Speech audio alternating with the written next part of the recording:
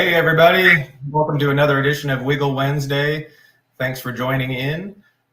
Today we've got an interesting one for you. We're going to be talking about persistent herbicides in soils and especially in compost. So we'll be getting into all kinds of details about that. First, just any few reminders. Steve, what have you got here? Yeah, so for anybody who's either watching this live or is going to watch it later, we've got the presentation slides in the description. So if you're on YouTube, especially if you're on YouTube, if you look at the video description, the link to our slides is going to be in there, and you can just take them and download them if you like. They're going to be in PDF form.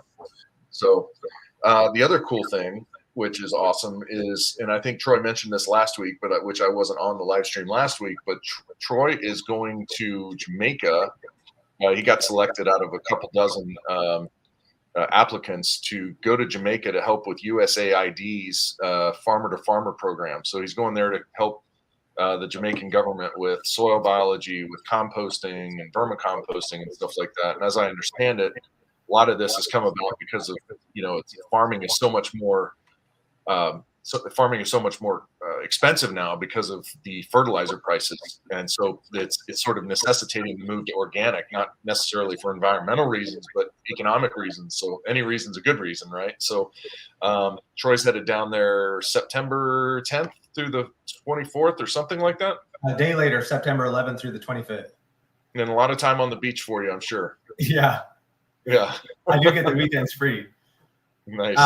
But yeah, I'm going to be spending 3 days at 3 different locations throughout my time there to teach, vermicomposting, compost teas, soil biology, and get them going on organic, sustainable means of soil fertility rather than using synthetic fertilizers. Nice. So when Troy is gone, I don't think that we'll be able to actually do the live stream. So I'm actually going to be at a school for Southwest Airlines, doing that for about 3 weeks. And so while Troy is gone and while I'm gone, we may not be able to do these live streams for you, but we'll get back on schedule here in the fall. One thing too is that if you're watching, we would love it if you subscribed on YouTube. Just hit the subscribe button, and then you can hit the there's a little bell that will alert you anytime we go live or anytime we post another video. So I haven't posted any of our coffee and compost videos in a while. Main reason being it's been so damn hot, and I filmed them in my barn, in the upstairs of my barn. It's just blazing hot, and you don't want to see my sweaty, head on there. So anyway, but if you subscribe and then hit that little alert button, you can get alerted anytime that we post something or we go live on YouTube. So I appreciate that. With that, we'll turn it over to Troy. I will say that today's topic is it's a little dense, and it has more to do with soil health, with gardening. But if you're doing composting and vermicomposting, especially if you plan on selling any of this stuff, this is really an important thing. That this is persistent herbicides, which Troy's going to dive into here. Have put a couple of compost facilities out of business or sued them into bankruptcy because they had unknowingly taken in organic material that was laced with this stuff, and you don't need very much of it for it to basically, I don't want to say to kind of taint your whole operation. So know where your compost is coming from. If you're composting, know where your organic material is coming from. So this is kind of a dense topic. We're going to go through the slides as quickly as we can.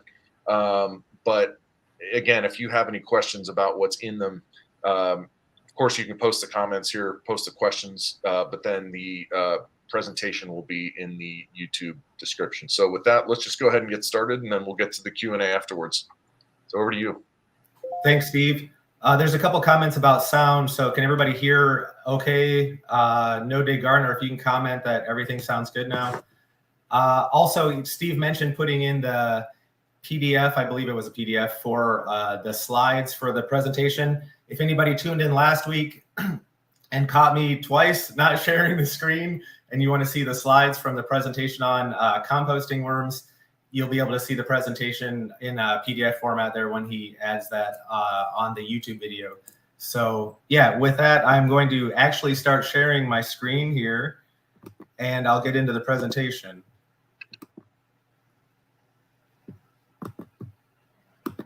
1 second.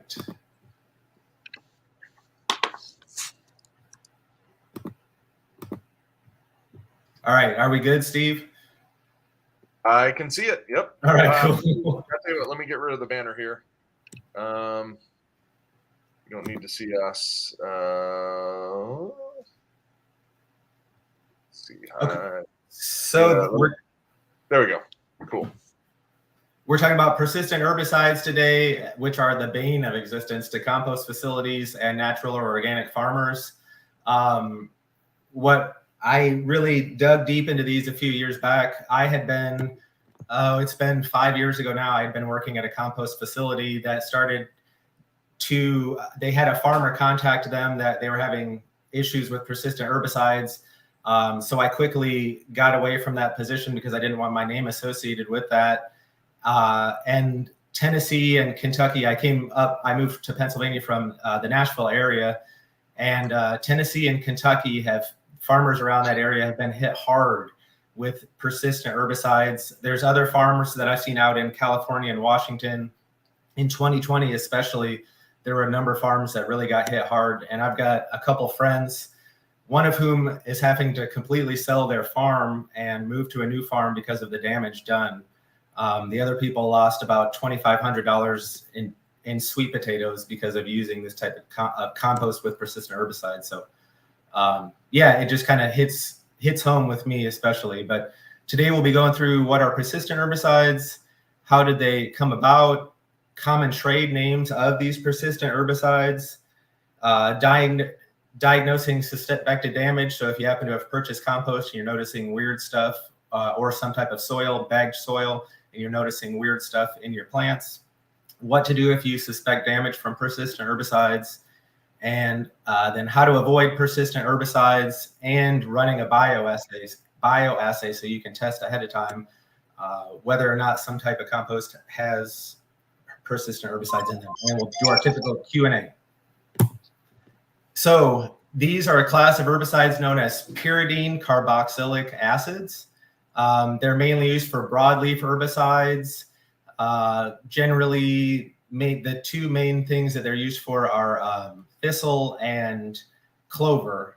So the most recent one that was approved is aminopyrrolid, and it's the most common one that I know of in these days, just because it's a bit stronger than the other ones.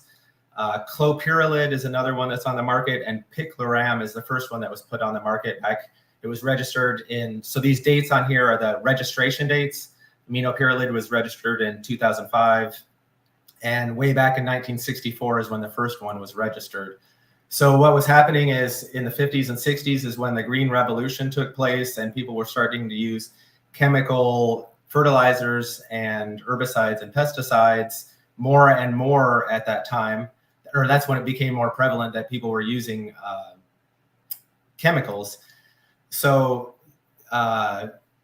these days it's used by farmers, ranchers in pastures, and then by the government for spraying ditches. So a lot of the times you'll see that sign that says no spray organic farm. That's because the government comes along and sprays ditches.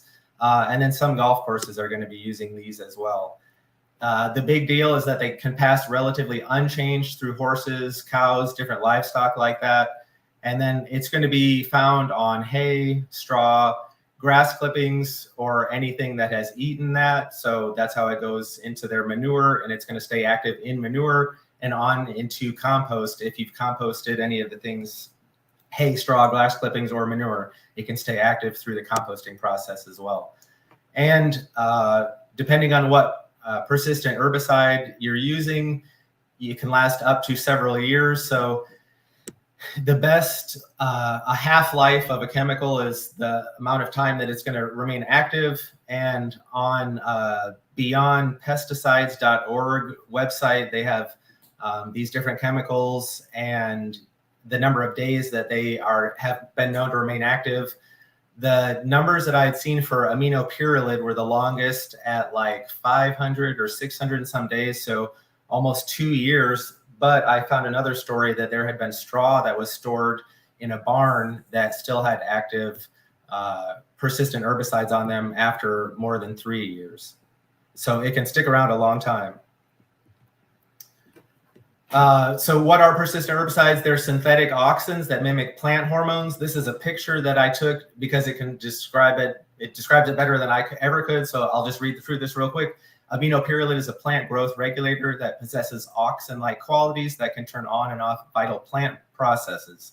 Once absorbed, aminopyrrolid moves systematically throughout the plant and deregulates plant growth metabolic pathways, affecting the growth process of the plant through uneven cell division and growth. So you're really going to see this uneven cell division and growth in the pictures that I have coming up. Aminopyrrolids bind at receptor sites normally used by the plant's normal growth hormones, resulting in the death of susceptible plant species. The herbicide is rapidly absorbed by the leaves and roots. And that's taken from beyondpesticides.org, that website that I mentioned just a second ago. And as far as I know, these don't, well, according to the research that has been done, and that depends on who was paid to do the research, I suppose, it has been found that they're not going to really do much harm to people. Like once they're in a plant, you know, when you're using these type of pesticides, you need to be careful of your exposure to them. But eating a plant that has this, has these persistent herbicides aren't necessarily going to give you cancer or anything, but it's going to cause a lot of problems with your plants and soils. So the most sensitive plants are going to be beans, tomatoes, peas, flowers, lettuce, and cotton. The composting process is going to concentrate these persistent herbicides. So you've got straw that's been sprayed with persistent herbicide, and then through the composting process, you're breaking down the organic matter in that straw. And if you think about taking away the organic matter but leaving the chemicals, you're essentially concentrating that persistent herbicide. So you're making it that much stronger by composting it, which makes it bad. So as mentioned in the previous slide, growth hormones are affected within the cells of the plants, causing malformation, cupping, or twisting. That's the most common symptoms. And then it can affect a plant at 1 part per billion, which is the same as 1 drop in an Olympic-sized swimming pool, which is unfathomable. So most tests, and there's only a few places that I know of in the United States, and I know we've got people from around the world listening, most tests only go down to 5 parts per billion. So if you were to purchase compost from a compost facility and then have all these issues and go back, you know, and try and get testing, or even if the compost facility themselves is trying to test, this may not come up in a test, but then it's not going low enough to show through the parts per billion. So you could be having an effect without it showing up in a test, which plays a real catch-22, and it leaves compost facilities unaccountable. So you spend several hundred, several $1,000s on compost and then have it ruin your soils, and then there's no accountability from these compost facilities. So how did they come about? We're in Pennsylvania here, and our neighbors to the south are Delaware, and that is where the headquarters to Dow Chemical is.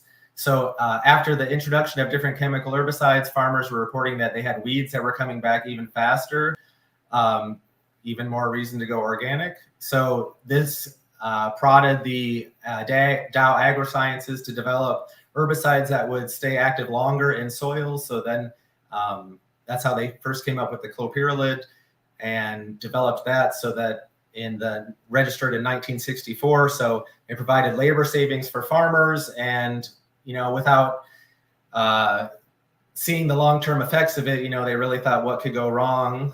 So Dow got these herbicides pushed through the EPA somehow and given registration. And then the EPA has registered these as restricted use chemicals. So not just anyone can go and purchase these different herbicides. So you have to be certified to usually purchase them, but especially to apply them on a farm or at a golf course, or you know, people who are spraying for the government. So the trade names of persistent herbicides, these are the most common ones. There may be more than these. I just listed the most predominant names that are for sale. So aminopyrrolid, you're going to see Milestone, Forefront R&P, Forefront HL, and Grazon Next. Picloram, you're going to see Tordon, Surmount, or Grazon P and D. And then for clopyrrolid, Transline, Stinger, Confront, or Alligator. And hopefully most of you aren't using these types of chemicals anyway at home. But if you happen to be in your neighbor's garage talking to them and you see one of these bottles on the shelf, you can mention to them how they stick around. So what happens if you have plants that look really strange and you have no idea what's going on? Tomatoes are the easiest to diagnose.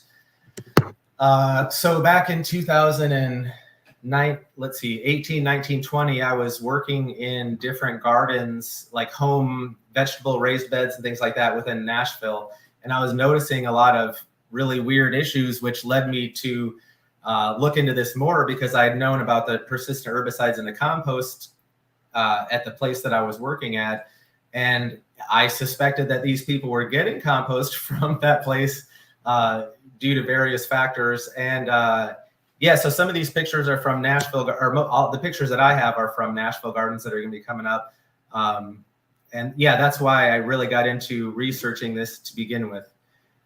So persistent herbicides are going to show up in more mature growth, as opposed to if you have herbicide drift, which affects new growth. So if you live out in the country next to an orchard or something like that, and one day they're spraying stuff on their trees, and the next week you notice weird stuff with the new growth on your plants, that's from herbicide drift that has come in just from your neighbors recently, or from, I think herbicides can drift up to like half a mile or more. Anyway, yeah, so herbicide drift from not necessarily persistent herbicides can affect new growth, whereas more mature growth is going to affect, or sorry, persistent herbicides are going to affect more mature growth. It's also important to rule out any other factors. So that's why it's good to get a second opinion. Because like with tomatoes, there's a lot of different things that make tomatoes look weird. Too much water, not enough water, other type of stress or disease. So if you are suspicious, the best thing to do is to contact your local ag extension agent.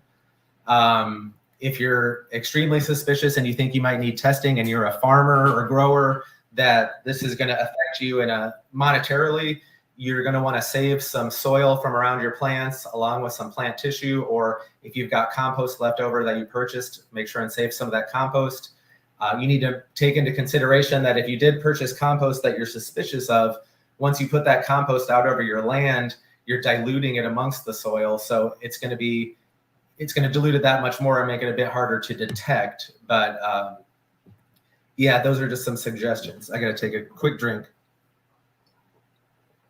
And we're going to go through the details of these, but the general symptoms are curling leaves, epinasty, malformation, blistering, necrosis, or chlorosis.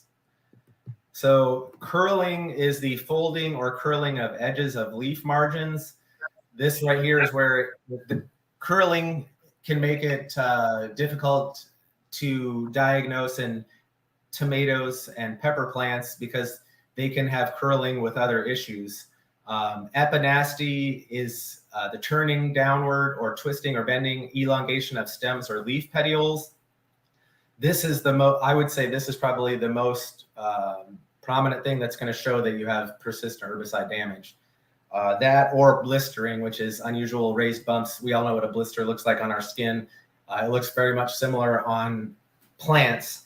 The issue with this is that bean plants already have kind of a normal blister. So it can be hard to detect if they have blistering due to persistent herbicides. And then chlorosis is yellowing or whitening of leaves due to a loss of chlorophyll. That can be due to some other issues as well. And then necrosis is, necro is dead, so browning of tissue as it's slowly dying. So I've got some pictures coming up here. On the left-hand side is both pictures are tomato plants. This would be the epinasty. You can see how the leaves are just completely malformed. I don't know if you can see my pointer here in the lower right. You can see the cupping of the leaf there, and just really odd leaf shapes and twisting of the stems here that lead to the leaves. Here we've got major cupping in these leaves, cupping along with necrosis in this leaf. Here you've got the twisting, which is the epinasty. in this on the leaves on the right hand side. So more tomato plants here that are showing signs of persistent herbicide damage. Here's a pepper on the left hand side. This picture was taken from North Carolina State University. I'm going to be mentioning their what the information that they have later, but this picture was taken from there. This really shows a pepper plant with the cupping that you can see the edges of the cupped edges of that leaf cupping up. And then on the right hand side is a bean plant, and so the beans, you can see they have some blistering already, but you can really see the cupping, how it's cupped underneath. So this is cupping the opposite way and going downward versus upward on these bean plants. And then, so when it talks about the cells being affected, what it really looks like, you know, when you have a balloon animal and you blow up that balloon and you make one section stretch out more than the other, that's exactly like what's happening within this plant. So the genes are affected in a way that it'll be like, whoop, and so like this upper left-hand corner, you can see that leaf is stretched way out on that half compared to the other half, where normally leaves are symmetrical. So you're going to get these non-symmetrical odd shapes where it just looks ballooned out on certain edges. That's just one of the signs as well. So then on the right hand side here, we've got bean plants that were planted. This was a cover crop that was planted in a field that I had a lot of suspicions about as I walked around, and then I questioned them and found out that they had planted a cover crop of beans. Barely any were coming up. There were barely any that were sprouting. And of the ones that there's no leaves on these things. And that's not from animal damage. There wasn't any other type of animal damage around here.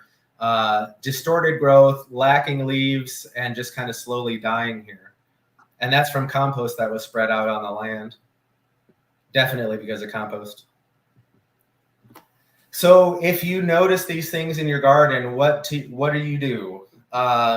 If you want to spend the money, tests are $400, or at least as of 2020, they were $400+. You can send in soil, plant tissue. Not all places are going to take plant tissue. And I don't think that all places take compost samples either for some reason. They only take soil. And as I mentioned before, most of the tests only go down to 5 parts per billion, where a plant can be affected at 1 part per billion. So I've had people, one of the farmers that I was talking to when this was really happening and having issues in 2020, he was calling a few of these labs, and the one guy was like, I wouldn't even spend the $400 because you're not going to get results that are going to give you complete certainty, or you're not likely to get complete certainty with the results that you're going to get, and it might just be a waste of money. So when you're paying that $400+, the test that you're paying for is only for one type of herbicide. So if you suspect aminopyrrolid, you're paying $400 for that aminopyrrolid. But what if it's picloram and you need to spend another $400 or whatever for that? So is it worth spending the money for? And like I mentioned, there's only a few labs in the United States that test for aminopyrrolid, clopyrrolid, or picloram. So these labs are Anatech Labs, and these are the websites for them all: Waters Ag Laboratories, Montana Department of Ag, and South Dakota Agricultural Laboratories. The Montana and South Dakota both test plant tissue samples as well. And I was told that the South Dakota Ag Lab goes to the lowest parts per billion, but I wasn't able to find out what that number is. So it goes lower than 5, but I'm not sure what number. So to avoid running into these issues in the future, what can you do? If you are purchasing any hay, straw, if somebody wants to give you horse manure for free, that happens all the time. Or if you're purchasing compost, you want to deeply question any of the people that are providing those. You want to seek out organic hay or straw if you're wanting to have those as inputs either for animals or for making your own compost at home, or know the farmer that's growing them. So I used to like to get free straw because at harvest time or autumn, people are doing harvest displays with pumpkins and straw bales and things like that. And then they just want to throw it away when they're done. They don't have any use for that stuff. So it was easy for me to get free straw bales. But after hearing some horror stories of people who've gotten straw bales that were affected, I don't even take the chance anymore. The other thing is that even if a farmer tells you that they don't use herbicides at all, their livestock can possibly be reaching through the fence that the government has come through and sprayed, and they're eating all this contaminated foliage in the ditches. So it's not likely that they're going to pass on as much that way as if they were eating within their paddock or whatever, but they can still access it. So the more than any manure, horse manure is the one that causes issues more than any manure of other ones, and then cow manure. And that's likely, I mean, I suspect that both are gonna, if you were to collect both their manures, that you're gonna have just as much in both, but not as many people collect cow manure as they do horse manure, and more people pass on horse manure than cow manure is what I'm trying to say. But those are the main culprits. And if you're purchasing compost in bulk, I would highly recommend acquiring a sample from them and running a bioassay, which we're going to be discussing in just a second here. So running a bioassay is basically, it's a short for biological assay. You're putting plants, you're growing plants in this medium to see how it's going to be affected by them. So the instructions for running a bioassay, if you're wanting to test compost that you are considering buying, so some bagged compost that you might, or sorry, bagged soils that you might buy at like Home Depot or something like that might also have compost and material. I've seen somebody who's purchased from a big box store, they bought bagged, I believe it was compost, but soil. I've also seen soil mixes that do have compost. So you got to be aware of basically any. So anyway, how do you run a bioassay?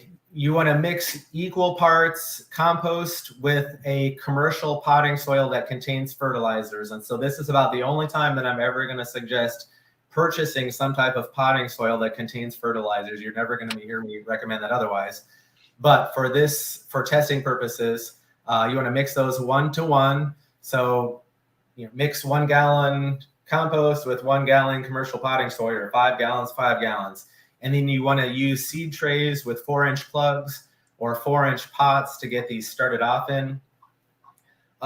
You're going to fill, so let's say that you take a seed tray that has, just say 24 plugs in it. You want to fill 1 tray with your mix of compost and potting soil.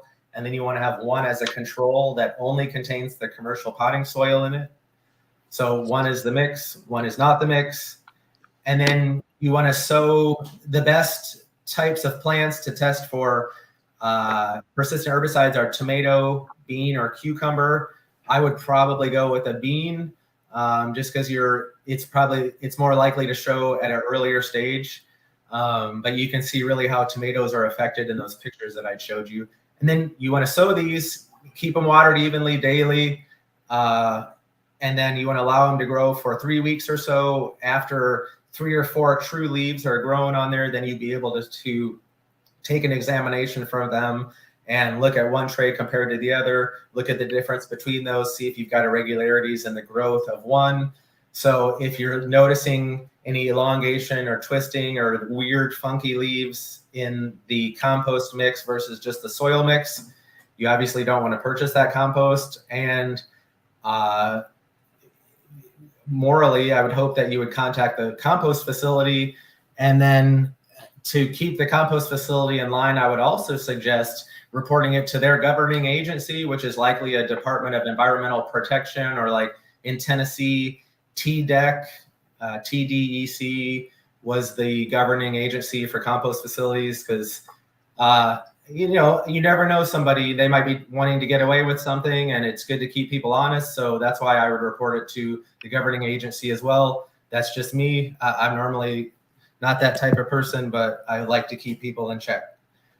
So this also works for manures. If you're considering using some type of, or getting some type of manures from someone to compost yourself, or to use as an input for your worm bins or something like that, you can use it to check manures or soil.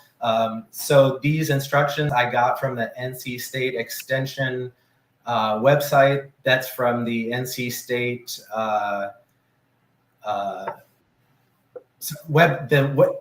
North Carolina State. The university website has the extension is on the university's website, so you can just do a Google search for NC State Extension Bioassay. They've also got a really good article on persistent herbicides that's where I got one of these pictures from, and you can find out a lot of information on there. All right. So also, if you happen to have had persistent herbicides in your soils and you need to detoxify your soils now, you can incorporate biochar or another carbon source into the soil 4 to 6 inches deep. This is going to lessen the time it takes to, it'll speed up the consumption. So it's going to help to feed microorganisms that are going to eat away at those toxins, and it'll help to quicken that. It's not going to completely detoxify it. Only time will do that. And then also increasing soil microbes by keeping living roots, either through cover crops or some type of grasses or something like that, is also going to help lessen the time that it takes to detoxify these soils. So you obviously wouldn't want to be planting foods into these grounds. It's good to leave those grounds fallow, but not bare. You especially want to make sure and keep them covered with some type of vegetation, but to pick something that's going to tolerate herbicides. So flowers can be affected, but flowers you can grow, you're not going to be eating them, or some type of grass or some type of cover crop that's going to help to improve your soil as well as to detoxify the soil. And like I said, if you're an organic farmer, I don't know if there's anybody listening here that's a certified organic farmer, but you may need to sell your land, like my one farmer friend who's had to give up his whole farm. And I believe that's all I've got. So what kind of questions do y'all have on anything? Real fast for me, Troy, I just want to sort of condense what you talked about into sort of like what the dumb guy like me needs to take away from something like this. And I think if we go back to the reason why these exist in the first place, it's not because they just wanted to create something that would do harm. It was actually, these things are much more persistent herbicides are much more highly selective towards certain weeds. They are considered by the FDA, whether you want to say that you believe them or not. The FDA says that these are less toxic to humans. In fact, they would consider them harmless to humans, animals, and do not affect most other kind of plant matter the way that they do with the targeted ones. So these are highly, very narrowly targeted towards certain plants, which is why they're going to affect some and not the others. So I don't mean to say that as a defense, but in a sense, it's a defense. It's sort of like the path to hell is paved with good intentions. I think that there was maybe good intentions with these things, but then the trade-off is that narrow targeting. The trade-off there is that it stays in the soil for a long time. So the one thing, a couple people have asked this question or something like this is wouldn't composting help break down persistent herbicides? And that's the thing, it does not break down the heat. Even the 150-degree heat that you would get with composting does not break down persistent herbicides, or at least it doesn't have any appreciable effect. In fact, it concentrates it, because you've got a certain amount of persistent herbicides and a certain amount of organic matter. As you compost, your organic matter is going to drop, or it's going to reduce in volume, but the persistent herbicides are not. So it actually increases the parts per billion. It increases the intensity of that, or I guess intensity is the word, of those persistent herbicides. People are like, okay, well, what do I do about it? And the only thing you can do about it, and Troy touched on this, is to know the entire chain of custody of all the organic matter that you're dealing with. So he said, if you're getting horse manure, and horse manure is very common because the stuff is sprayed on the hay to I believe it's to prevent thistle. And so horses will not eat hay that has thistle in it. So they want to make sure that there's no thistle. So they use a persistent herbicide. It goes through the horse and then comes out the other end. The thing is whoever you're getting your horse manure from needs to know where the hay came from. And that's an important way of sort of being able to avoid this stuff knowingly. So, and just like Troy said, horse manure is kind of the thing that's the most readily available to a home, kind of a home composter, home vermicomposter, more so than more so than cattle manure. So when you think horse manure, think persistent herbicides, and just be able to check, ask your source, do you know where your hay came from? And if not, can I speak to where, who you got your hay from? So those are the things that you can do. So that's what I am taking away from this. That's what I take away from the whole thing of persistent herbicides.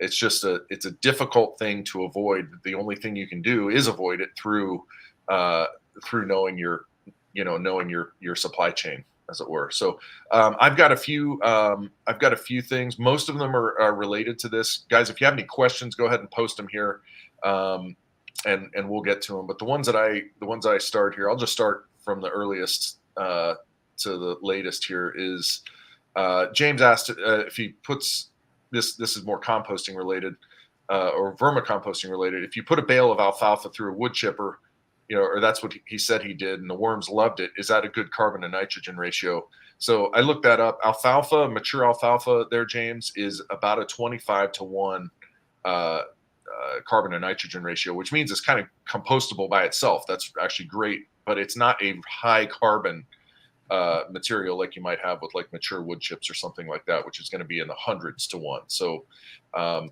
would not appreciably increase a carbon to nitrogen ratio. I gotta jump in real quick. I actually use alfalfa bales as a high nitrogen source in my compost piles when I'm trying to get piles to heat up. So rather than using manure, some people request vegan or plant-based compost. And so I will use alfalfa as a high nitrogen source. So it's actually the opposite. It's going to be more of a high nitrogen than a carbon source, but it does contain carbon, obviously. Okay. Brandon on YouTube is asking regarding horse manure, is a good idea to make sure that the horses have not been treated with dewormer. That's actually it's something I used to believe. I don't believe it anymore. The deworming medicine for worms for horses does not target earthworms.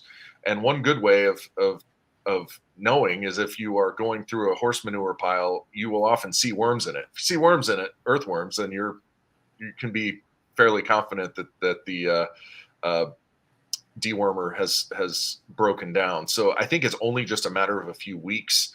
And even if it's not just a few weeks, it does not target earthworms. Urk1 on YouTube also asked, so we kind of covered this, does thermophilic, that's hot composting, break down persistent herbicides more than vermicompost? I think that the answer is no. If it does, it's not appreciably more. There's probably no difference in that, right, Troy? Right. Yeah. No. It's the composting process. It doesn't really matter how you compost it, because there's just so much there that it's mainly a matter of waiting out the half-life of the chemical itself. So the composting process is always going to just basically concentrate it, but not do much to negate the chemical. Okay.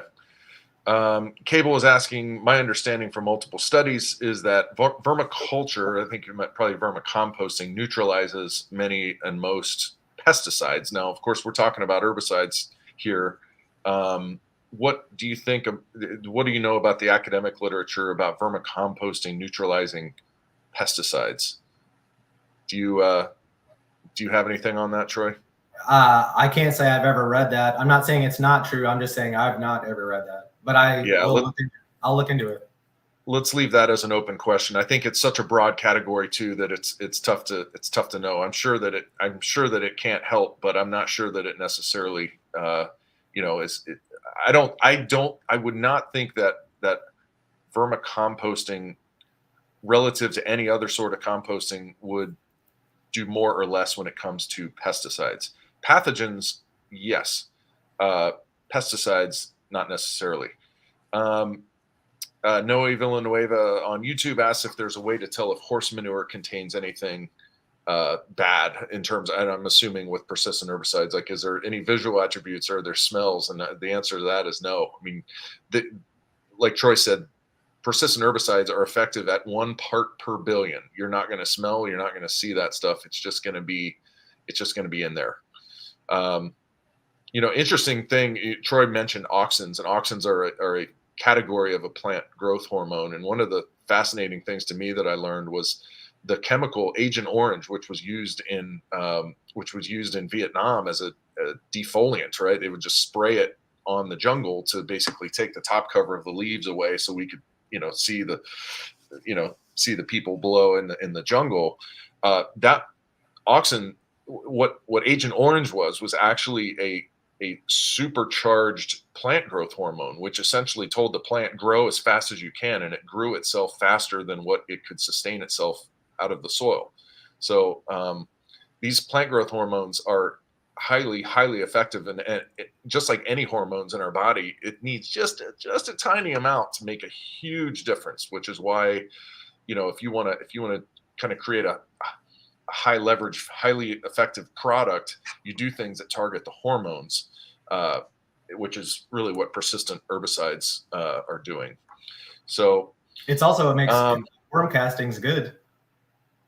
Auxins. Oh yeah. No, that's the one awesome thing about vermicomposting, is that I think vermicompost relative to compost is going to have those plant growth hormones in it in ways that compost is not. That's just kind of the magic of worms there. So let's see if we got any more here. We got looks like some other people chiming in. Do you want to cover any of these, Troy? I did not. I only starred a few, but let's see here. Let's see here. Does weed and feed contain herbicides? So that's like a Scott's product, right? And so Marie is asking, does weed and feed contain herbicides? I don't know the answer to that. I would. It very well may. With a name like weed and feed, I would take it. So yeah, I don't. Yeah, right. With the weed side, yeah. And if grass clippings are in compost, should it not be used on vegetable gardens? That depends on what the grass has been treated with. I think it's unlikely. That your normal turf grass that would be on your, in your lawn is going to be treated with these persistent herbicides. So in the context of persistent herbicides, I think you're fine to use it on vegetable gardens. So just hopefully they're your grass clippings and you know where they came from. So anyway, thanks Greg for your comment there on YouTube. He said, awesome, great presentation. Appreciate it. I was just on Greg's podcast, Greg Peterson here. Greg, if you're still here, I was just on his podcast. It'll be airing in a month or two. So it was a lot of fun to spend some time with him. Greg's website is urbanfarm.org and runs Urban Farm U, and then also has this cool thing in I believe the Phoenix area where they do fruit trees in the Phoenix area. So anyway, does anybody have anything else for us today? We're running up on about 45 minutes, which is a little bit less than what we do. It looks like folks are still pretty engaged. So if you have any questions about this topic, about vermicomposting, composting, soil biology, how to discipline your child, we can answer most of those. Yeah, I think as far as any other, okay, No Dig is asking glyphosate. That's basically that's a Roundup, right? Yeah. So that is not persistent, but obviously you want to try to be avoiding that in a composting environment. Mal is asking, is alfalfa at risk of being contaminated with these chemicals? So forever chemicals are different. Totally, these are persistent herbicides. Forever chemicals are PFAS, which don't ask me to remember what that is right now. It's like fluorocarbon something, but it's actually going to be one of the next topics that we do. I'm hopefully going to maybe do more of a positive one next time. We've been doing some kind of down or negative ones, so I was going to maybe do a positive one next. Actually, next week I'll be gone, moving my daughter to college. So, but yeah, the PFAS or forever chemicals are going to be coming up soon, because there was just a Massachusetts composting facility that had a huge amount of PFAS found in their water around them. And it's becoming more and more of news stories around. So There was one other thing somebody had asked a question about. Oh yeah. So yeah, alfalfa. Well, persistent herbicides as far as alfalfa, yes. Alfalfa is one of the ones that I mentioned. Hay, straw, alfalfa. Those three are one of the main ones that are at risk of being sprayed with persistent herbicides. Nice. I don't know about spraying them on your kids to discipline your kids. Kay Borum is asking on YouTube, soak straw in tap water for 48 hours and then use this water to germinate and water beans. Is that a valid home test for persistent herbicide? I don't think that it probably is, because I think that stuff is it's going to be in the material, right? It's not something that can be separated like an extract. And if you can, you're probably not separating enough of it. Would you agree with that in general? Yeah. I don't think it's gonna pull out into the water like you think. Right. Yeah. Okay. You'd be wanting to, just grow some from that. I don't think that would be a valid test. And I think one of the reasons why that these tests are so, I think that when they test for these chemicals, they're doing grow tests, I believe, which was maybe one of the reasons why they're so expensive. I don't know if that's how these labs are actually finding out about these, finding out, doing the test, conducting the test. But it should not be something as simple as extracting, the herbicides off the surface of the plant or anything like that. So, cool. Do you need Larry is asking on YouTube if you need to pre-compost all your weeds and grasses if you're doing vermicompost for commercial purposes. I think if you're doing vermicomposting for commercial purposes, yes, you need to be pre-composting material in general. When you are doing a larger scale vermicomposting operation and you're handling organic material in something that's much more than a home scale, then you need to be pre-composting, which helps stabilize that material. Otherwise, you will start hot composting right on your worms, especially something with like grasses that are going to be really high in nitrogen. You really got to cook that stuff down first. And the worms will process it a whole lot faster too, since it's already started to break down. Yeah. Super Pamant asks on YouTube, can the worms have these chemicals in their flesh? And I feed them to my chickens. I was wondering if they actually get to the egg. I'm assuming not, but what do you think? No. Yeah. Okay. It's just going to pass through. Yeah, I don't see any reason how it would get on their flesh, first of all. Yeah, but it shouldn't happen. Well, I think there are pollutants which can bind to organic matter, right? And so that's actually one of the ways I think that worms can help with soil remediation is that the pollutants can bind to the actual worm itself, and it sort of takes it out of that sort of free radical stage and kind of, it doesn't get rid of the pollutant, it just binds it to something. But that's not what's happening here with herbicides and the worm. It's not like a metal that can be sort of attached to to a particle of organic matter. So Larry says, thanks. Hope to see you in October in North Carolina. He is referring to the NC State Vermiculture Conference, which, yes, there is a vermiculture conference in Raleigh, North Carolina every year. It is, and yeah, Greg, listen up for this. Hopefully you can come down from Asheville. Every year, except for during COVID, there is a vermiculture conference on the campus of North Carolina State University. I believe it's October 22nd and 23rd this year. Whatever that weekend is, Troy and I and probably Mark, our other employee, will be down there. Troy will be speaking actually on, I believe you're talking about doing pre-composting, right? In compost tea. Is that what you're doing? Compost tea presentation. So yeah, it's a fun 2 days. It's a very intense 2 days. It's one of the only places that you can go to just hang out with other worm heads and kind of, and just talk about this stuff. Cause I think a lot of us do this. I know I do it kind of in a bit of a silo where I'm the vermicomposter, but very few people around me are. I try to change that, but at the same time, it's like, it's fun to get around a whole lot of other people, probably be 150, 175 people there talking about vermicomposting. The other thing too to mention is that if you are interested not just in vermicomposting beyond the hobby level, which would be good for the vermiculture conference in North Carolina, there's also the Worm Business Conference in January, which I'll be going out to. Troy might drag you along there, and we'll be.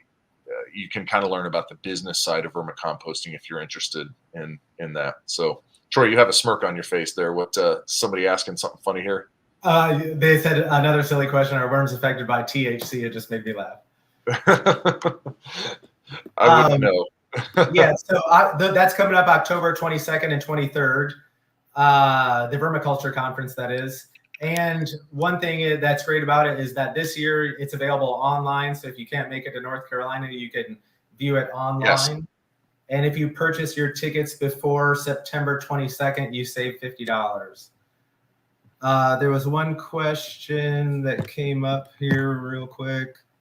I thought, MSDS sheet for eggshell dust. I don't know anything about that. And then the THC question, no, it shouldn't have any effect on your worms.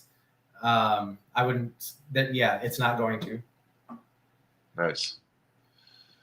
Cool. Well, let's go ahead and wrap it up here. Troy, you said you're gone next week, so I will be doing this solo. And we'll, I think,